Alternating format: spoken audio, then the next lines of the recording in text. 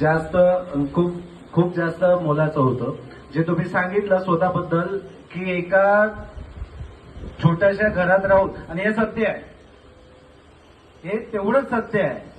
मोठ्या व्यक्ती आपल्या समाजामध्ये एक नेहमी अशी एक सगळ्यांची समज झाली आहे की मोठा मोठा होत जातो, पण तसं नसतं. तुम्ही इतिहास वाचा,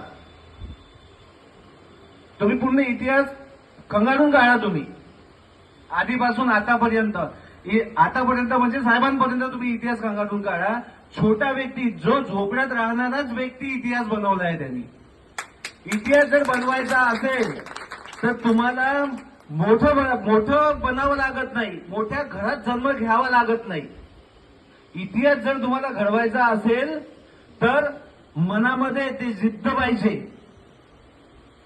रक्तामध्ये ती आग पाहिजे, जिभेवर साखर आणि डोक्यावरती बर्फ पाहिजे. तेव्हा कुठे आपण मोठं होऊ, आणि नक्कीच मोठं होऊ.